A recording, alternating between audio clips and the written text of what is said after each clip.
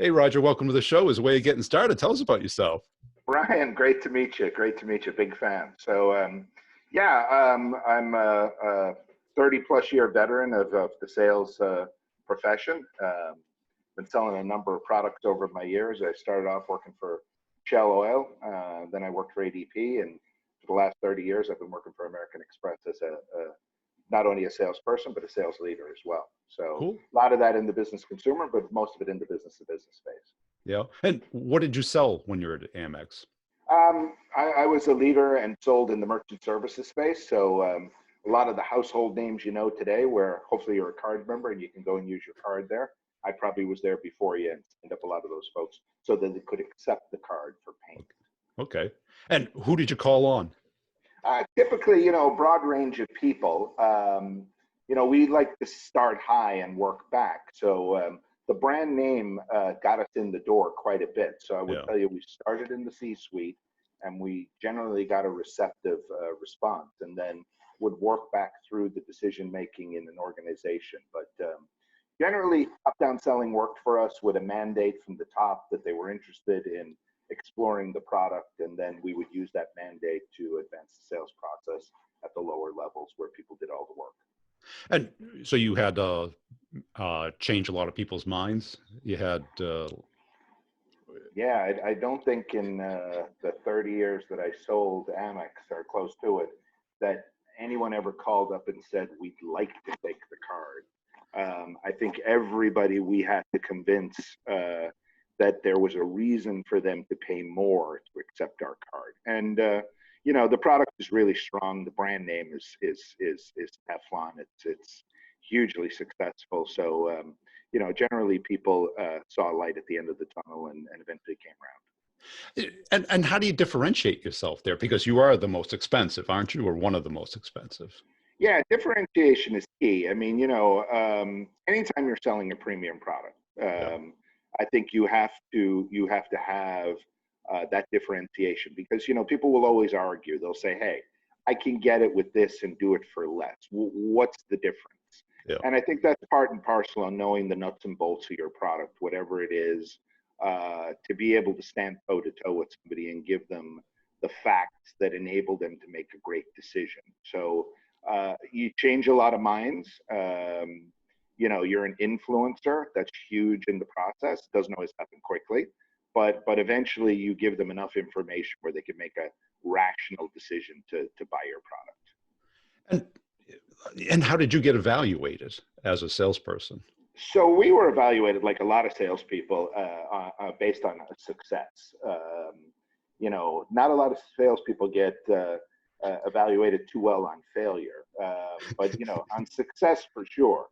So like most jobs, it came with a fairly comprehensive goal, and usually secondary and tertiary goals to do other things.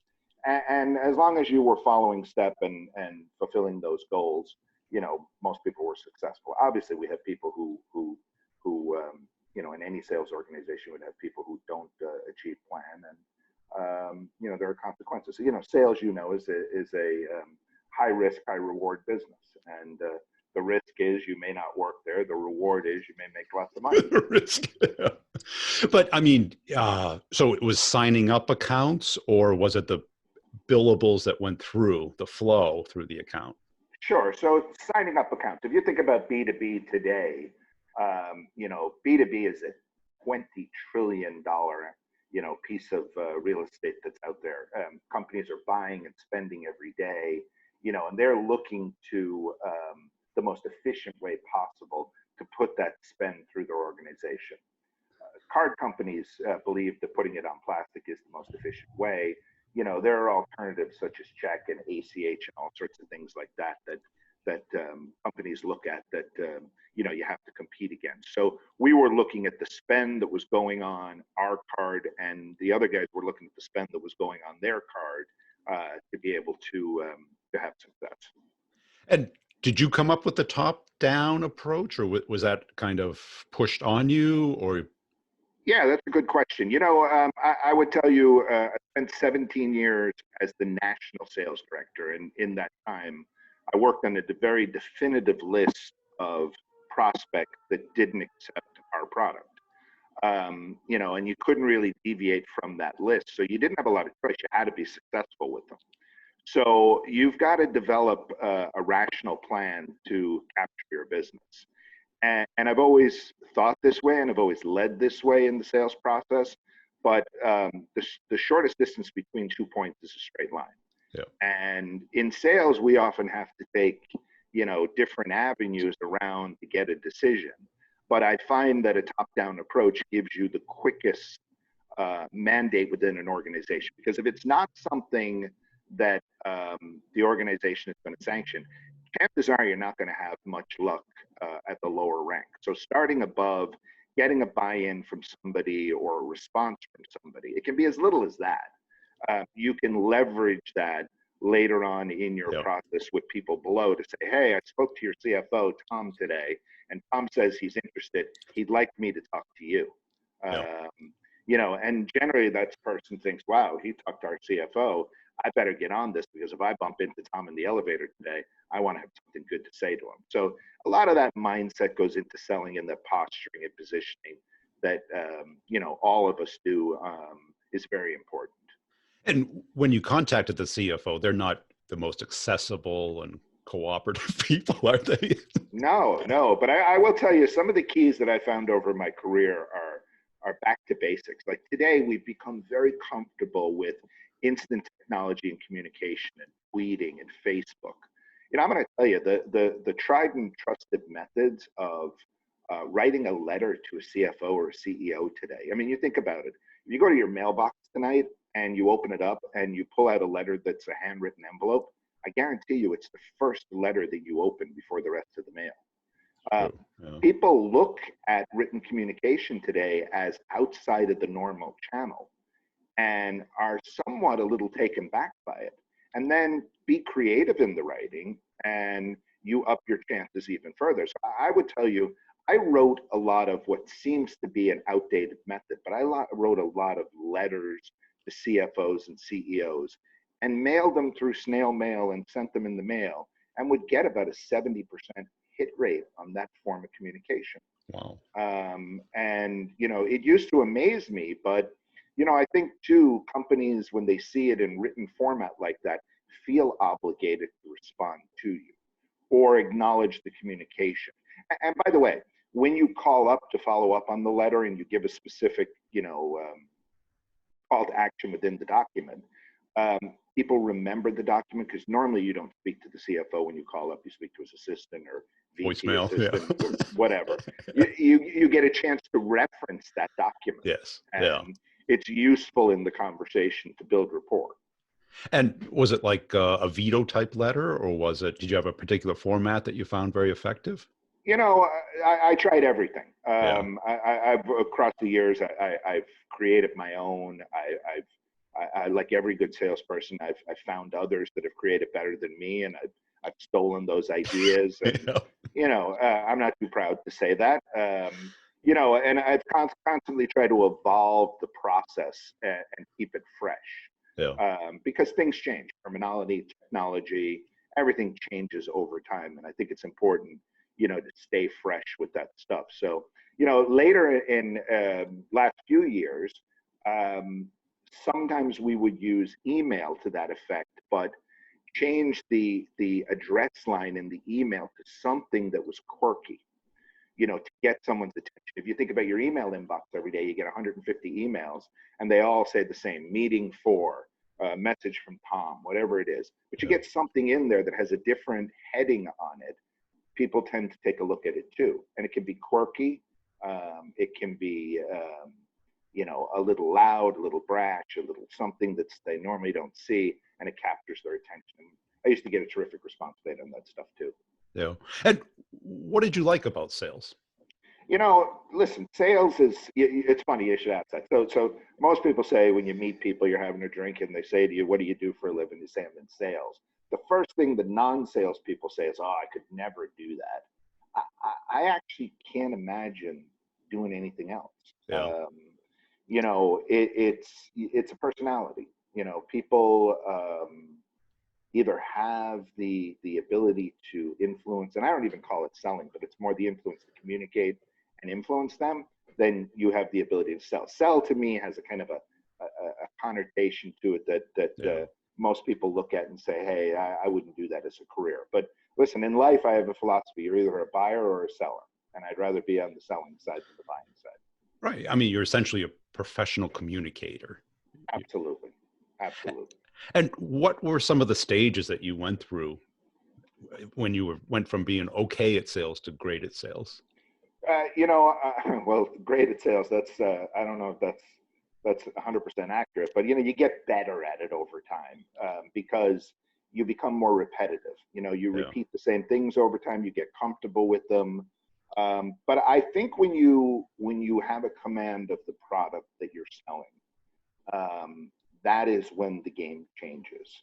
So as you start and you're learning a product and you're learning, technique and you're learning the other nuances of sales, it's harder as you get on in time. But I will tell you, the most important quality I think salespeople have is emotional intelligence and being able to read the room and who's opposite you, when to push, when not to push. These are things I don't think you can teach. I think these are things that are ingrained and innate in people. And, I think later in my career, I would know when to push, when not to push, when is the right time to step off, say something, read in the room who are the power brokers or not, know when you should cut a contact and move around and go to the next person.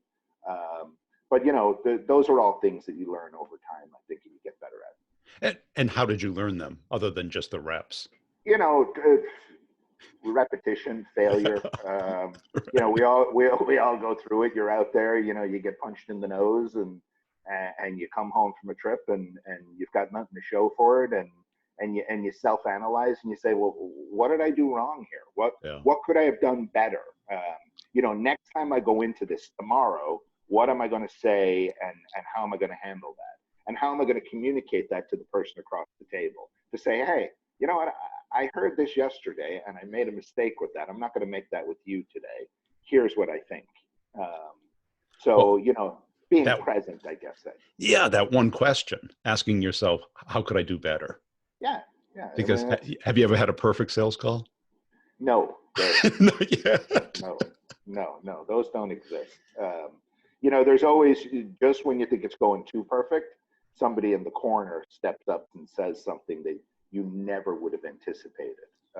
Or some wrinkle in the deal occurs that you never would have thought possible, or an ask. But I think as you get better in your career, you get better at saying no in the sales process without actually saying no. Yeah. And I think that's key, because no is detrimental to the sales process. But if you can offer an alternative or a suggestion or something else without coming out with a hard, no, we don't do that and we're never doing that, soften that approach to give somebody the sense that you're really trying to work with them, not against them. And I think that's important. And that emotional intelligence, when did you kind of come to the epiphany of how important that was? Was it early in your career, or did you have a... Yeah, I took, I always used to be telling people in sales that one of the most important things would be to study psychology. Yeah. Because I think psychology and selling are very closely akin. And I took some psychology classes and start to delve in. My oldest son has a degree in psychology too, so he's always seems to be working on me, it seems like. It's your issue. Yeah. So I think, when I got behind, we did some training around, mirroring and nonverbal cues and body language. Body language is a tremendous asset to acquire when you're talking to somebody. You sit around, people are sitting the opposite side of the table, and something simple as somebody sitting with their arms closed like that shows they're probably not taking in a lot of what you're saying. People obviously, like sitting forward in a chair. There are nonverbal clues that you can key in. Where people sit in a room is really important in a sales process. And, these are all things that you don't want to overwhelm yourself with, but you want to be aware of. So that situational awareness when you're in the sales process, so that, you're giving yourself every chance for success. I mean, think about a baseball player or a hockey player or a football player. They all practice their craft. They all practice 2, 3, 4, 5 times a week. You know, people think that in the sales world, practicing is role playing. I don't know a single salesperson alive that actually likes to role play. I hate it. But practicing in your head and practicing, you know, how I'm going to deal with this, or reading about how I'm going to handle a situation, or latest technology, whatever that might happen to be, you need to stay up on your craft, because that's really important. Yeah. I mean, early in my career, we used to do postmortems after a face-to-face call for well over an hour after an hour meeting. And as a young guy, all of a sudden they brought up all these issues. I had no awareness of it all. I didn't pick that up at all. Yeah. But it was insanely valuable. Well, that's a great point you bring up, because, you know, as a sales leader, you have to be careful early in someone's sales process not to crush them too much, because there's so much feedback you can give somebody on a sales call. You know, hey, it didn't work. These are a couple of things to work on for this call. There might have been 10 things, but let's take it in small chunks. You know, let's work on these couple of things. We'll get to the others. You'll get better over time. Hopefully you get that much rope, but, you know, the theory is to get better over time. And being a sales leader, I'm sure you noticed like the progression of people going from okay to great, or better and better. Yeah. What were some of those milestones that you see? Well, you know, I've had the great fortune of working with a lot of talented people over the years. You know, exceptionally smart people, intelligent people, and then some that, you know, lacked a little bit too. I mean, you know, that's just the way it is. But you know, I've worked with some people who weren't really, you know, didn't start their careers as salespeople and morphed into it, and then, you know, we worked together to accentuate some of the great qualities that they had and make them exceptional salespeople. I think part of sales leadership is taking sales talent and making it better. I mean, that's the win. And when you can do that, and you can be successful at that, it's absolutely, you know, very rewarding. But, you know, I've had seasoned sales execs work for me. I've had new people work for me. I've had people that have come in from client management roles and take over and do that. So, you know, it's setting that vision for them and the expectation of what you want them to do and achieve. And if they have that inner desire and that personality of sales, then it tends to fall together for them. Yeah, if they have the desire and that emotional intelligence, or the grit to take feedback. Yeah, I love that word grit. You know, it applies across so many things, Brian. Yeah. You know, grit is that quality that you can't manufacture, you can't buy. You know, it's as precious as time. And when you have it, it's invaluable. You know, and you know, people write books about it and teach it, and, you know, people want to grab it and buy it off the shelf. You can't. You either have it or you don't. Yeah, it's funny. I invited the author of a book about grit to be on the show, and they told me they were on a sabbatical and to get back to them in a year. Oh, wow. Oh, that's grit. Yeah. Nice gig if you can get it. Huh? It's a good thing to study it. Unfortunately, if you don't have it. Yeah. No, and, you know, listen, the other things that, you know, affect salespeople too are not even the process of selling, but all the intangibles behind the scene that you can't control. So you can only worry about the front of the house and what you can control. So, you know, it's a very complex career. I would say people look at salespeople and say, you know, it's less onerous than engineering. I don't think so. I think any profession, including it's sales, people, right? It's people. Yeah. It's people. You know, and that's it. When people say, "Oh, we're going to turn it into a science," well, yeah, if every person was identical, maybe. Right. But yeah. And I think, you know, certainly when people have kids, you start to understand how unique people are, right? Absolutely. Same DNA, same parents, pretty much the same time frame, yet they're completely different, right? Absolutely. You know, I have 2 boys, and they're very much different. They have some similar traits, but 2 different people completely. 2 different people. And do you think you can teach that emotional intelligence, the outward mindset, to be able to understand how other people think? You know, you can study it. Wow. You can get better at it, but I think there are always people that are going to have an advantage who have the natural ability internally or innate ability to have that reading capability, I call it. So, to be able to sit across the table and kind of get into the mind of the people you're selling to. Yes. But also, here's what's key, Brian, is having the ability to slow down the thought process in your own head to be really conducting two exercises at once. The emotional intelligence side, to be gauging the room and see what's going on, but also be selling your product at the same time. Yeah. So, early in career, you do tend to get overwhelmed and it's all about pushing and presenting and presentations and that sort of stuff. And then later in career, you walk in and like I used to walk into a lot of deals in my later career and I'd have one sheet of paper. There wouldn't be a 40-page presentation. There's no crutches needed. It's all here.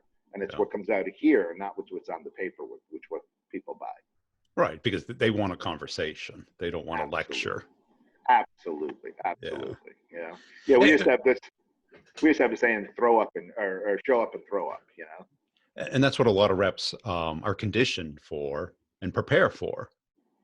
Instead of crafting some questions, some nonverbal listening skills. Yeah. I think if you think more like a detective at a crime scene, and you don't know anything and you want to know.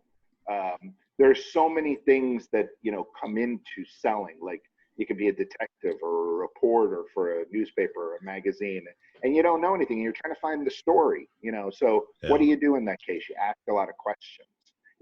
Try and put yourself in their customer's position. How do they do business? How do they sell to their customers? What do they sell? When they sell them, what are the things that happen in that process? B2B, the process of one business selling to another in itself is quite simple, but there could be huge complexities downstream from that with regard to the product that you're selling and how it works, et cetera, implementation, getting paid, how you get paid, when you get paid. Those things, you have to drill down into. But, the very fact of them, one business selling to another business at the 10,000-foot level is very simple. You have to be able to immerse yourself downstream. Right, because it's all about people changing.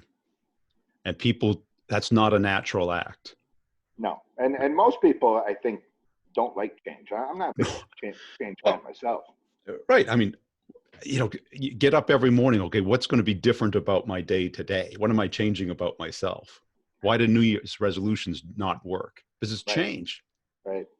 But isn't that one of the great things about sales, Brian, is you get up every day and it never is the same?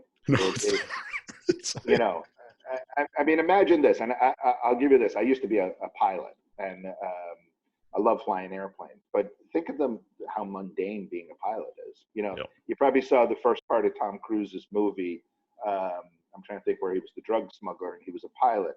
And he got bored doing the same thing, going to the same cities every single week. Yeah. In sales, we never do that. We talk to new people every day. We have different situations. We're traveling to different places. It's constantly new, which is refreshing in a lot of ways. Yeah. And if that's something that you can deal with, selling proves out to be a tremendous career. And I love the detective metaphor, because what you're really trying to do as a detective is how do you use your time most appropriately to find who committed this crime? Absolutely. Yeah. And if you looked at most sales leaders today, they would say, go talk to everybody in that town. Well, yeah, I could do that in a year, but. Yeah, I mean, I've watched some of your videos and some of them are so on point with time wasting exercises. Detectives don't have limitless quantities of time either. They have to figure out who are the suspects very quickly and then find out the facts to charge those people. As a salesperson, like I said before, you're trying to get from point A to point B as quickly as possible. You can. I don't know a salesperson alive that says, listen, I'm going to elongate this sales process. Right. So I can This is going way too fast. Yeah. This is going way too fast. Most sales, or you're going to give me a prospect and I won't call on it today because I don't want to sell them. Yeah.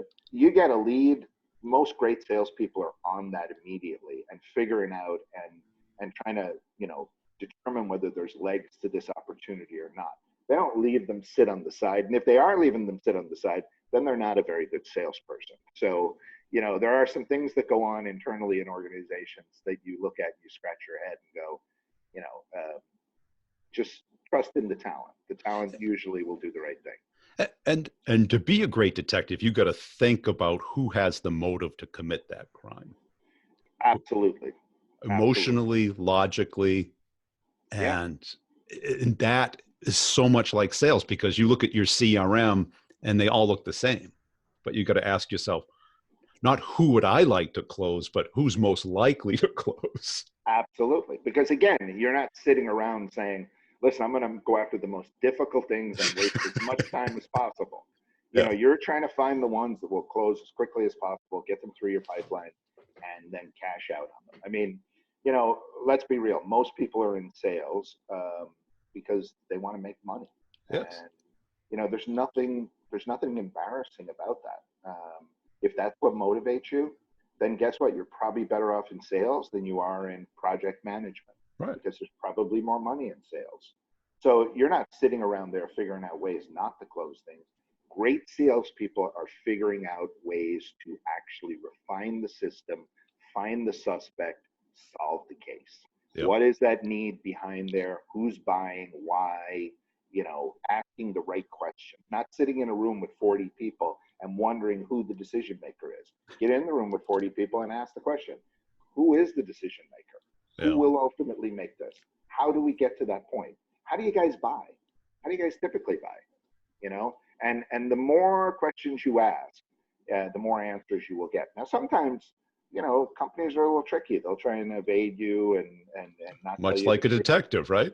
Sure. The criminal's not going to tell you the truth. No. Because what does it mean for most organizations? Change. It means them doing something that they're not doing today. Work. Risk. Absolutely. So you've got to make them comfortable as you're uncovering these things, the great side of buying your product, or what are the advantages, or how easy it's going to be, and experiences that others have had, so that it leads them to believe that you're just not telling them something that you want them to hear, that there's truth behind it, that somebody else has had a great experience. And was there a particular tell that you could recognize in the meeting of who really is what they call the fox, or the maverick, or the person who, if you convince, is going to be, the champion, the action person? Well, I'll give you this analogy. When a couple go, or two partners go out to buy something, and one wants it and one doesn't, you normally find that the one that wants it joins with the salesperson to sell against the person who doesn't want it. It's actually comical to watch. But in large B2B sales that we were involved in, you would always get one person in the room that would give it up, that they would start selling with you against their colleagues. Well, if we did this would be a great thing for us to have because of X and Y. And the key there is to shut the hell up and let those people do their own internal battling and let them hash it out. But once you got to that stage, you could generally see that there was a faction internally that wanted what we had and wanted what we were selling. Yeah, kind of like in The Godfather, when Fredo was trying to convince Michael of not to beat up on what was his name, Mo Green or something, in that Vegas scene. Yes. In my space, the tell was always the key person was never in the meeting at the beginning. They'd always come in like the last 10 minutes because they wanted to see the reaction of all the other people. And as soon as they came in the meeting, all heads turned. Hey, I can only stay 10 minutes and then wind up staying the full hour. Yeah. Now you've got something to play with. And they had the educated questions where you knew they did some research. They know the real issues. Absolutely. They're not kicking tires. They've looked at other people and. Absolutely. Cool. Yeah. Hey, this has been a great conversation. Where can people go to connect with you and learn more about you? LinkedIn. I'm on LinkedIn, Roger McNamara on LinkedIn. Happy to talk to anybody out there, and I appreciate the opportunity to come on with you today.